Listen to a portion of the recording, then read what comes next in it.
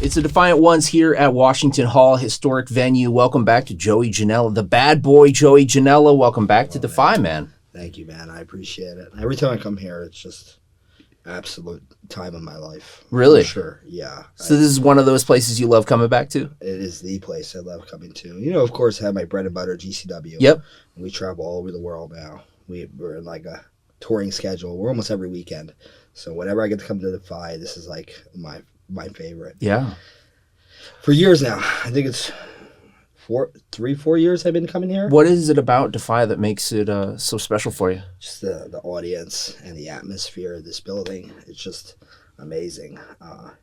I compare it to, I was at the very end when I started with PWG. Mm-hmm. They were still in Reseda. Yep. And very similar atmospheres. Nice. For these shows, you know. And plus this is like, they spruce this place up a lot, the lighting and just the atmosphere, and it's just so awesome, and it was awesome to finally bring GCW here as well. Yeah, tell me about that, man. So that must have been a special thing, because this you know, not every GCW wrestler has been here, but you and Nick got to kind of be the ambassadors to bring GCW to Washington Hall. What was that like for you, man? I think like 3 years ago, I was like, GCW just started blowing up. I said, it'd be really cool. I told the guys, I said, if we did a GCW Defy weekend here in Seattle. There was still like an athletic commission at the time, so been a lot. That started to fade away when I first started coming here. Yeah. And it would be kind of hard to do that. Yeah.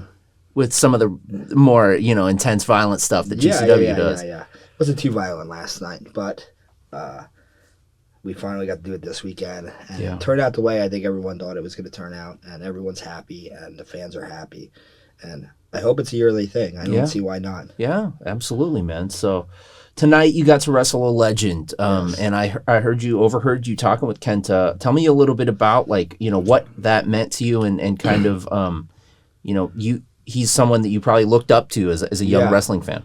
Yeah. So in high school I got kicked out.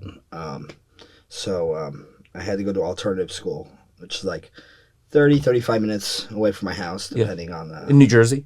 Yes, and I had a portable DVD player at the time. Okay. And I would go to the indie shows, and that's when, there was a famous guy, George Mayfield. He would have all the Japanese compilation videos. He would put them together himself and then sell bootlegs at the shows. And I would buy DVDs from him, and one of those DVDs, of course, I had the Best of Liger 7-disc set. Yes. The Best of Deathmatch Wrestling, whatever, and the Best of this guy and that guy, and my ECW DVDs. But one of those DVDs I picked up was the Best of Kenta and Noah. And I want to, dive into Noah. Yeah. I want to dive into guys like Misawa and Kenta Kobashi, and Kenta was one of those guys. That's awesome. And he realized very quickly that guy was a bad motherfucker. Yeah. He would light people out, But that just was the style back then.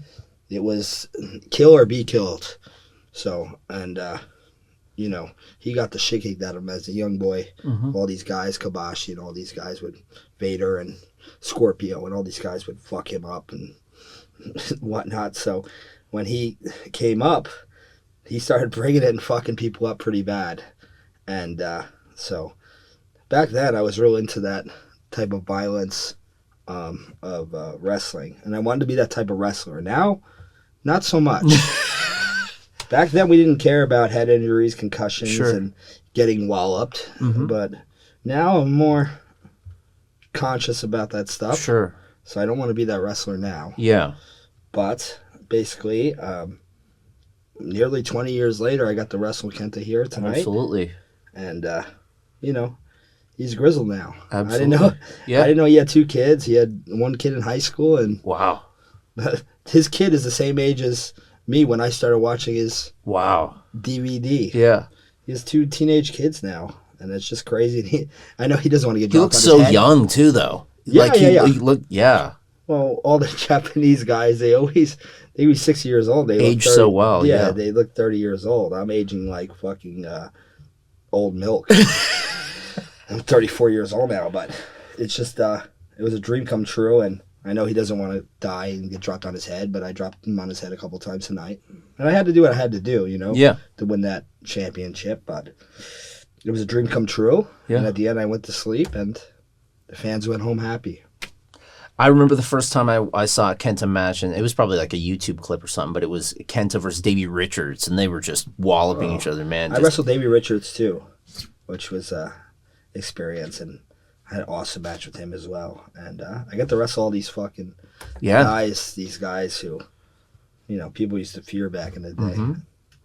Low key, How was that? I mean, he knocked me unconscious. We talked about it on Twitter a couple months ago. That guy didn't play nice, and I was one of his victims, but I fought back, and he knew not to fuck with me again. So, but Kenta, a little bit more nice than low key tonight. Sure. Besides some of those fucking palm strikes to the head. Yeah. But that's what I wanted, and it was a dream come true, and, wrestling these guys. That's awesome. Marking them off my bucket list. Absolutely, man. I don't think anyone has a resume that I've acquired in the last 10 years in wrestling. Who's left on there? Right now, I don't even know. A lot of guys have retired, like Liger, and I almost had Muda, but that's a whole other story. How about Samoa Joe? Have you fought Samoa Joe? No, it was supposed to happen, I think. There was talks about it happening when I was younger, when I was immature, and it probably wouldn't have been good for me. Sure. But Samoa Joe, yeah, I would love to wrestle Samoa Joe. Will Ospreay's on there. Yeah. I don't know. I wanted to make that one happen pretty bad, and I don't know if it will. I think it will, and I just keep on marking them off. Yeah. There's a whole list. Yeah. Like, these guys come back, and it's like, oh yeah, I want to wrestle that guy. I want to wrestle Lash Haru. Yeah. I want to wrestle Scotty 2 Hotty. There you go. I just fucking tear it up with these fucking guys. Absolutely. Like, when I wrestled Scott Norton, that was a weird one. They're like, hey, you want to wrestle Scott Norton at AIW? I said, hell yeah, I want to wrestle Scott Norton. And that guy came back in the locker room, and he was screaming, I feel alive, I feel young again. That's awesome, dude. And I was like, all right, this is what I want to do. I want to sell my ass for these guys and fucking make these guys feel like they're in their fucking prime again. That's awesome, man. Kill it. Because I'm not anymore, I'm not really in my, maybe I am, who knows? Because the last year I've been on fucking fire. Yeah. And I feel better in the ring I've ever felt in my life. That's awesome. I can go back to Is that because of conditioning, or is it just, Not really. Last year I was in way better shape, and I've been injured a lot this year, so kind of looking a little like doughy Janela right now, a little jelly Nutella. But we'll get it back. I feel a little bit better, but just I've been wrestling so much. It's just second nature to me right now, and my instincts are so good, and the way I go about my matches and the way my matches are paced, it's just like, you can't fuck with me right now. Like, I'm on a different level. That's awesome, man. One thing I have to, first thing I notice is one thing that's different now that I'm chatting with you in person. Your tooth. You lost your tooth. So what happened, man? You want to show that to the camera? These are all crowns. So, yeah, and in my AEW contract, I had probably roughly 20,000 left of my last year, and I knew I wasn't going to resign. I knew I wanted to do something else. I knew I wanted to go to Japan, do DDT, want to do a bunch of other shit. So I was like, what should I do with this 20,000? And my teeth have been fucking battered. I have gingivitis, and that's not very good. And the teeth are decaying and getting knocked out of my mouth and chipped, and I was starting to look like a little bit of a crackhead. So. So I was like, you know what? I hit up Britt Baker and I said, let's do my teeth. Yeah. She knocked $10,000 off the bill. Wow. And these are all crowns. And see this little stub? That was supposed to be a stub for the crown to go on. But it's a root canal tooth, so it's not as strong as the other teeth. So it kept on coming out. And we glued it back in. We thought it was good. And one day I was just eating a donut. Okay, so it wasn't even a match. It was just a donut. Eating a donut, and I swallowed the tooth. Yeah. Try to puke it up, and damn, it didn't work. And so now it's like this whole summer is me just having banger matches. I call it my toothless aggression era. Okay. It's coming toothless to an end. Aggression, nice. Dude. Yeah, it's coming to an end very soon. I don't know what I'm gonna do. I might want to get a nice little gold piece in there. Hey, that would actually look pretty hard. Yeah. So who knows? I'm Joey Janela, so why not put the gold piece Absolutely. in there? It would match the some sunglasses. girls are crazy. Some girls are going, just leave the tooth out. It's hot. I'm like, I don't know. I kind of, I'm diving into other stuff now and acting and whatnot and stuff and building those connections. Yeah. And, you know, I could play a toothless crackhead for any movie, but there's other roles. Yes, absolutely. That require a tooth. Sure. So we're going to get that in there, and then we're going to start that journey. Nice. So your vintage T-shirt. So Sting and Taz, your WCW T-shirt. It's a real one, too. You are a vintage wrestling T-shirt collector, it seems like, at least. Somewhat. I have a lot. Yeah. When I was in AEW, I kind of wasted my money. Okay. On vintage wrestling T-shirts, yeah. Vintage wrestling T-shirts, anything vintage wrestling, every Hasbro figure. Wow. I have. And then I bought them all loose, and then I tried to buy them on card too. Wow. Then I realized now that there's not enough room for all this shit. Sure. So I sold most of those for a good chunk, besides the ones I like. But I still have them all loose. And one of the things I was buying was shirts like this. Yeah. You know. What are your favorites in your collection? What are your favorite pieces? This is one of my favorite. Yes. This is one of my favorite. You know, I have the old school Sandman shirts. Nice. I have an old school Sabu shirt. I still wear the Sandman Sabu. This one. I have an old school Bret Hart 97 shirt right before the screw job. This one came out. That's a nice one, and I've been wearing that one for like 10 years. That was pre-AEW. The coolest thing I have is as vintage is a Rock and Roll Express jacket. Wow. With them on the back. Very cool. And I have a Rock and Roll Express Crockett t-shirt, which is very cool. I'll wear them next week in North Carolina. Nice. WrestleCade, because it's appropriate. Yes. But the coolest thing I own Terry Funk's last bandana. Ring worn. Wow. And the last bandana he ever wore in his life. That's a fact.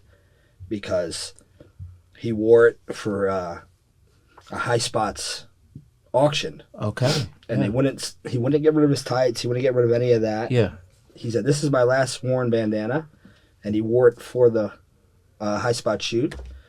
And this thing would have went up through the ceiling, price-wise. But I think it went up to $400 or $500. And Michael was like, knows how big of a fan Michael, the owner of High Spots. So just let it go, everyone. Yeah. Let Joey have this piece. That's good.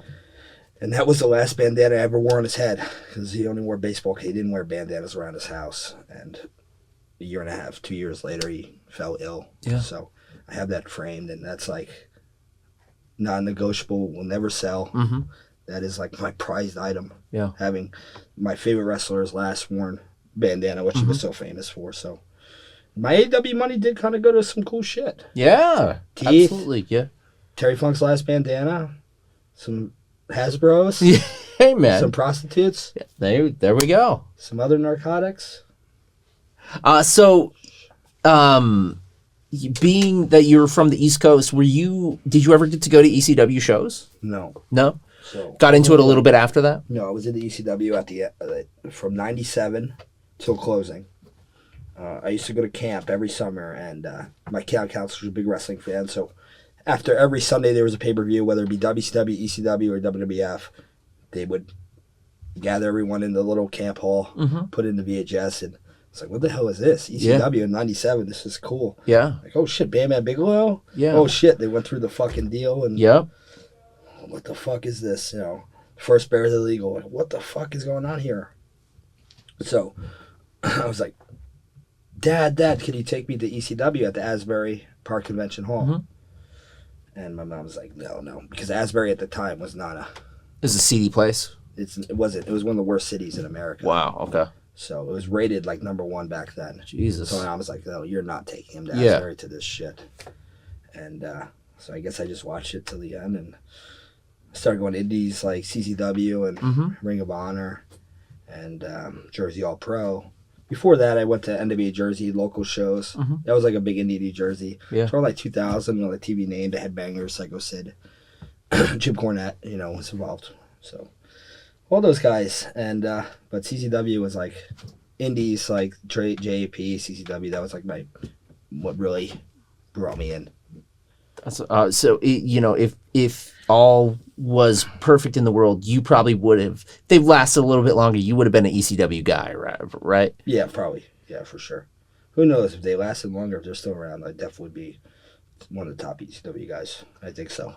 So I did a little bit of research, and I don't know if you talked too much about this, and I hope it's not a sore subject, but in your beginning, there was a period where you wore a mask and you were a pink wrestler. Is that correct? Yeah. Starman. Starman. So tell me about you starting as Starman? No, from I like a started video Starman. game, from the video game, right? I wrestled for a good 6-7 years before that. Okay. And my friend Kevin Matthews and Pat Buck and another guy Eric, they ran a promotion that was blowing up in New Jersey called PWS. They were drawing huge Pro Wrestling Syndicate. Yeah. Yeah. It's after Jersey All Pro.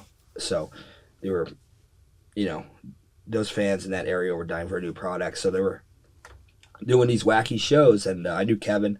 And one day they were doing a Great Muda seminar. And I said, I'd like to attend. Great Muda is one of my favorites. I'd like to attend the seminar 100%. Yeah. And the guy who did Starman the night before, he had to go to a wedding. Okay. So they were like, hey, Joey, can you do this? We need a Starman. We need a Starman. You fit this costume. Just do it tonight and figure out something next time. I said, okay. So they're like, you're going to wrestle A.R. Fox, who's huge, blowing up any name at the time. Samurai Del Sol, who's, what's his name, in Kalisto, I think? Yeah. And another guy, Takazuki, he was like kind of a young boy in Japan. He's doing like a excursion over here. 4-way match, and that was like my first taste of that type of smart mark wrestling. And I absolutely crushed it. And those guys were like, oh, sorry, BSK, you can't be Starman anymore, Joey Janela. We got a Starman. Wow. But that lasted a year because I was a fucking asshole. But I had fun with it. Yeah, that's funny, man. Yeah, it was fun. And I made it on all the top video game sites because that was a video game character. Yeah, because I went to a Monday Night Raw in the crowd and caused there was one match between Ziggler and Danielson from a random Monday Night Raw in Prudential Center, I think it was, or Meadowlands. And I'm causing like a ruckus in the stands. And as Starman? We want Starman. That's awesome. We want Starman. Until WWE said, get this guy the fuck out of here. Get him out of here. They kicked me out. So that made all the video game sites. Yeah. Pro Wrestling Starman gets kicked out of Monday Night Raw. And it just went from there. It blew up. Yeah. That's when I learned how to sell merch and shit. So, as a kid, obviously, what got you into wrestling? Were your parents into wrestling? My grandma was into wrestling big time. Somewhere my grandpa and my aunt still lives in the house. There's an Andre the Giant 8x10 autograph. Wow. We can't find it anywhere. But I did find a Gorilla Monsoon autograph 8x10 that I took. That says signed to my grandma and shit. That's so cool. She was a big wrestling fan, and I was into the Hulk Hogan days, Hulkamania, the end of that. Yes. Born in '89, so the tail end of that. And all these characters. I fell out of it a little bit, got back in '94 a little bit during the new Next Generation, and got really into WCW. Because Hogan was there. Yeah. Stuff, so then I found out about the Cruiserweights and Rey Mysterio and Chris Jericho, and that's it. It was like infatuated with this shit. And then Attitude Era, Steve Austin. And I was like, fuck, they got Mike Tyson. Like, wow, this is awesome. Yeah. Started getting into it big. Every Monday Night Raw, WCW. But WCW was for nerds at the time, I thought. As soon as I felt like DX, and it was like, you like this corny. You have to watch WWF, but, I love them both. But I was just being a little, Yeah, how they are back, as a kid. How they are now, these trolls on the internet. Yes. We had no internet, really. So exactly. We just word of mouth in high school. If you're a WCW fan, you're a nerd. I remember get with the cool kids, Steve Austin and D-Generation X, brother. I got an ECW t-shirt. You know what Spencer's Gifts is at the mall? I got an ECW t-shirt at Spencer's Gifts. My mom bought it for me. And I wore it to school. And this kid goes, you can't wear that here. This is a WWF school. Oh, man. Every kid watched WWF. Oh, yeah. After the pay-per-view every Monday, that's all the kids are talking about. It was either WWF or Spice Girls. Yep. And the Spice Girl lollipops were in. I remember eating a Spice Girl lollipop, talking about the whatever pay-per-view happened the night before. I remember that as vivid. Yeah. In third grade. Spice Girl lollipops. And, I think it was WWF. Maybe it was the night after the first ladder match between Edge and Christian and the the Hardys. Somehow, with all the CTE I have, I still remember. You still this remember shit. this stuff. Sucking on a Spice Girl lollipop. There you go. I could have them mixed up, but I think I'm pretty dead on the money, to be honest. So you mentioned you're a Hulk Hogan guy. We have to talk a little bit about this Florida Man. It went viral. Yeah. Of you showing up as Florida Man, a character. It's very right wing leaning, very Trumpian. It's kind of a mockery of the Florida Man.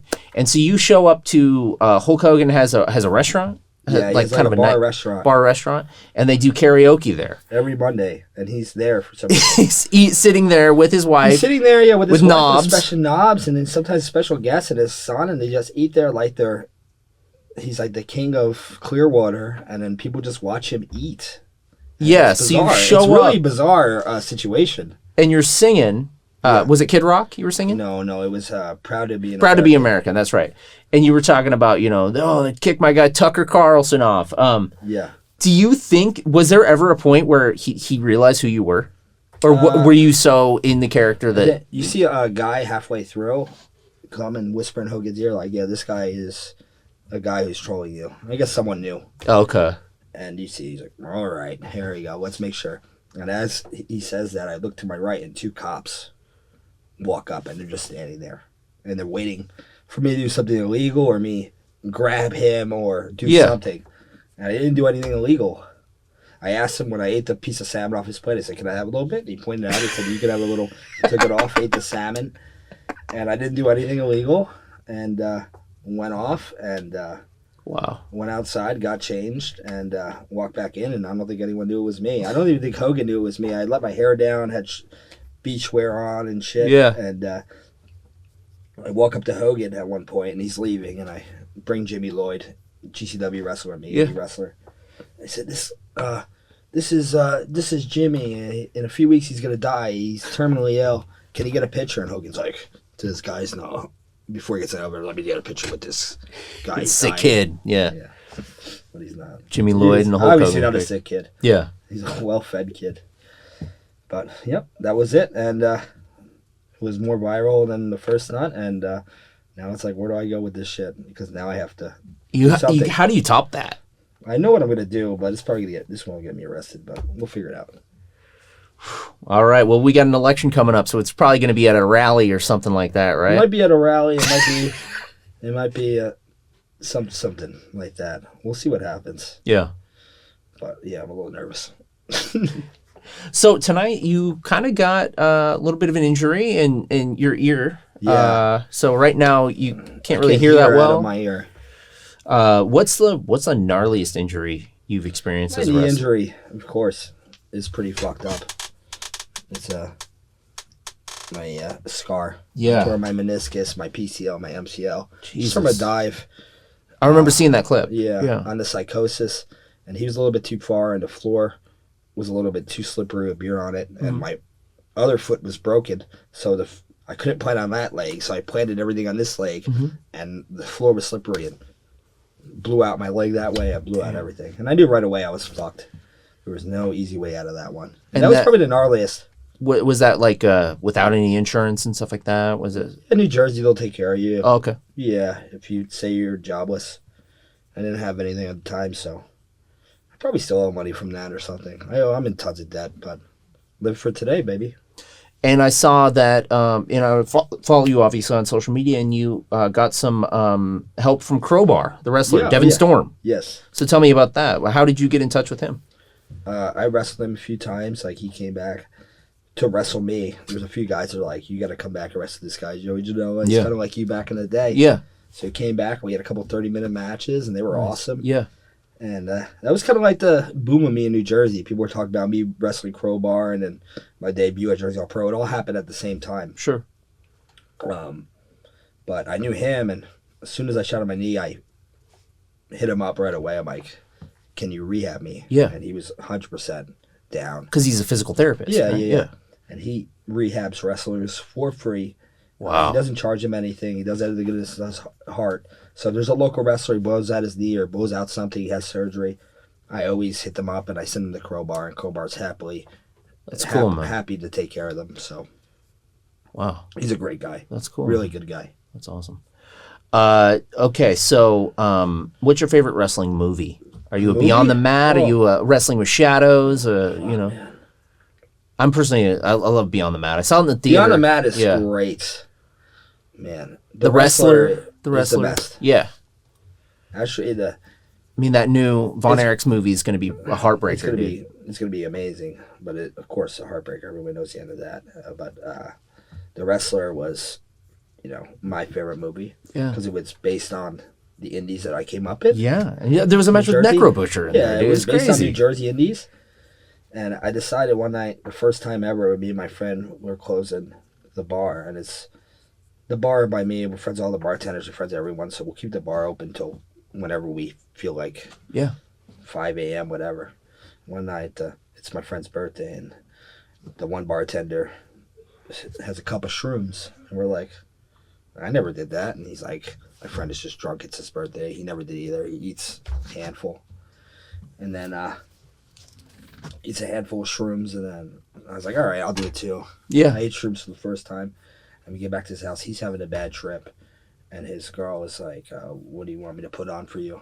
And I'm just having a good time. I said, put on The Wrestler. Most depressing movie. Yeah. So for some reason, I just laughed for 2 hours, and I thought I just said, this movie, they went into my future and based a movie about me. The Ram. My life. Yeah. Because the Ram, he lived in my town, actually, the town I grew up in a trailer in the movie. Really? What was that town? Hazlitt. Okay. I think that was like right next. I think that was Port Monmouth. So, but 4 minutes from my house. Yeah. I was like, yeah, they went into the future, and this is me. I am Randy the Ram. I'm gonna be working at a deli, fucking whatever. But yeah, it's like I was just real high on shrooms, and then the next day I had to wrestle Barry Horowitz, and I think I was still high on shrooms. I went to elementary or preschool at Fort Monmouth preschool, and then really? my parents lived on Sandy Hook because my dad was on the Coast Guard. So yeah, my friend also lived on Sandy Hook growing up. This kid Max Thomas, so he lived probably right in there in the military housing. Yeah, but he's probably one of your neighbors for sure. And then when my parents moved up to the West Coast, because it was either East or West, because Coast Guard. But Fort Monmouth. I did Sandy Hook all the time. For some reason during COVID, I went to the nude beach by myself. That was weird. There's nothing else to do. I went to the nude beach by myself. It was fucking bizarre. But yeah, I'll never do that again. So, obviously you've reached, like, you talked about kind of like your bucket list. You've wrestled so many legends. What are your goals, man? 2024 is about to be around the corner. What are your goals? You've wrestled for one of the biggest companies. You kind of are one of the leaders of an incredible independent company. You wrestle all over the world. You've hit Japan. You got the Ribera jacket. That's it. Right now, is still to elevate GCW, to make GCW as big as it.